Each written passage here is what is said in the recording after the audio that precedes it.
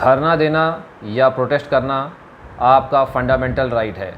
संविधान के आर्टिकल 19 में आपको पीसफुल प्रोटेस्ट करने का अधिकार दिया गया है।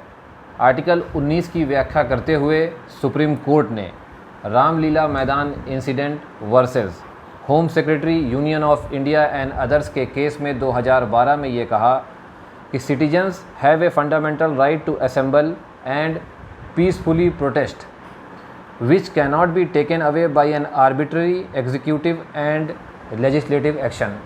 कि मतलब भारत के हर नागरिक को ये मूलभूत अधिकार है कि वो पीसफुल प्रोटेस्ट कर सकता है और एग्जीक्यूटिव और लेजिस्लेचर उसके इस अधिकार को मनमाने तरीके से छीन नहीं सकते हैं।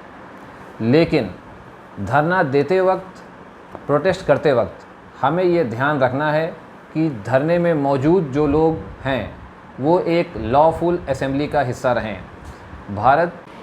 भारतीय न्याय संहिता की धारा 189 में यह बताया गया है कि कोई जमाव, कोई असेंबली जो कानून के ख़िलाफ़ नहीं थी, अपने इकट्ठा होते समय वो कब कानून के ख़िलाफ़ हो जाती है।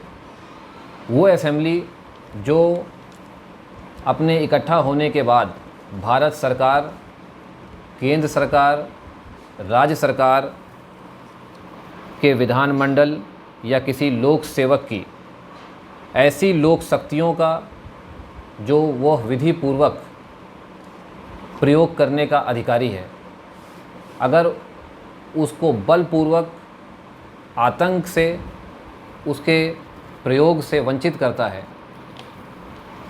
या फिर किसी रास्ते को बाधित करता है या किसी जल के स्रोत से किसी को बाधित करता है या फिर किसी ऐसे व्यक्ति को जो किसी चीज़ पर उसका अधिकार है, उसके अधिकारों से उसे वंचित रखता है। इसके अलावा अगर बलपूर्वक किसी व्यक्ति को वो काम करने के लिए मजबूर करता है जो गैर कानूनी है, या फिर किसी ऐसे व्यक्ति को जो कोई काम कर रहा हो जो उसे कानूनी तौर पर करने का अधिकार है, बलपूर्वक उससे वंचित रखे, तो ऐसा समूह जो ये काम करेगा वो एक अनलॉफुल असेंबली कहलाएगी। और उस अनलॉफुल असेंबली के प्रत्येक सदस्य को जो उस असेंबली का हिस्सा है बराबर से उस अपराध के लिए दोषी माना जाएगा। डेमोक्रेसी में धरना देने का मकसद लोगों में जागरूकता फैलाना होता है और सरकार तक अपना विरोध प्रकट करना होता है। इसलिए जब भी आप धरना या प्रोटेस्ट ऑर्गेनाइज़ करें या फिर किसी धरने का या प्रोटेस्ट का हिस्सा बने, तो आप इन बातों का ध्यान रखें कि आपकी क्या मर्यादा है और साथ ही साथ आप अपने अधिकारों को भी जानें कि आपके क्या क्या अधिकार हैं। जब आप धरना देने जाएंगे तो सरकार के लोग,